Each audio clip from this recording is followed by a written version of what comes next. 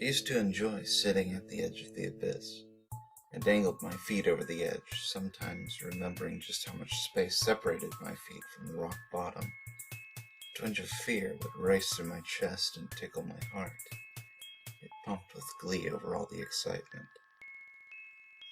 I liked watching people as they jumped in. I liked to think of just how intense the sickness and overwhelming the despair in these people must be to cast aside all rational thought and let their bodies collapse under the pressure. Like Atlas, if he decided he'd had enough of this business of holding up the sky, letting it crush him, and finally getting some sleep. This too tickled, and I laughed. The abyss measured 1/2 mile in diameter. Who knew how deep it was? You couldn't see the bottom. It was too far down for sunlight to reach. But I knew there were rocks. That's what everyone said anyway, everyone who managed to climb back out. I never saw most who went in ever again. They either died in the fall or continued to wander aimlessly on the rock bottom, neck deep and dark. And of those who made it out, most jumped back in.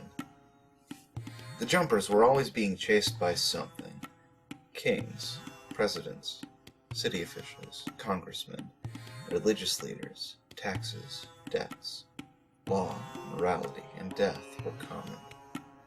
Occasionally I saw someone chased by their families, mostly in-laws and children in those instances, other times divorce. These things followed closely and disappeared when the person jumped. When I first came here, I tried to stop some from jumping. They were too damn determined to hit rock bottom and raced past me. I almost fell in once myself, and decided from that point there was nothing to be done of it, and watched the joke of it all instead. I don't remember how long I sat there, watching, laughing. Now that I think of it, the whole thing was rather monotonous. Though not long ago, things started to change. I first noticed it when I saw a man and woman dive into the abyss. Obviously married, they held hands as they jumped, chased by their daughter. She couldn't have been more than 10 years old, blonde hair. Her face was innocent, but looks are deceiving.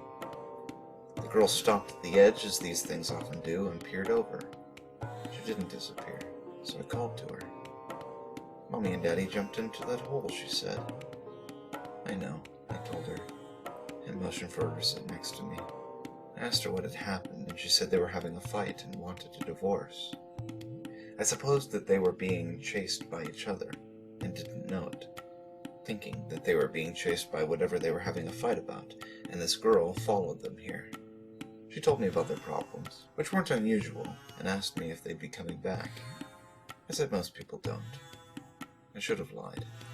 I told her about how people were chased into the abyss by kings, presidents, city officials, congressmen, religious leaders, taxes, debt, law, morality, and death. Sometimes they were chased by their families, mostly in-laws and children, sometimes divorce. She looked up at me, and then back into the abyss. I told her that you couldn't stop someone who was going to jump in because they were damn determined to do so, and she dove. No warning, no time to protest. She was simply gone, and damn determined about it. And I was alone again, alone to watch as people jumped. I tried laughing, but I couldn't muster the breath. I watched in silence. Middle-aged people, then young people, then children. The things they were chased by became more virginal too. Bankruptcy turned into student loans, divorce into high school breakups, government into anyone with the slightest control over what people do. And then there was nothing chasing them. They just came and jumped. The abyss became so crowded with jumpers they didn't have room to be chased.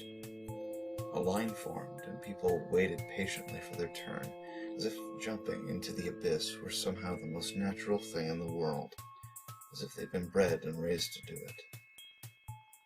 And then the line got smaller and smaller, until there was no line. There was nobody left to go in, and nobody came out. Rock bottom, home to the whole human race. Fuck it.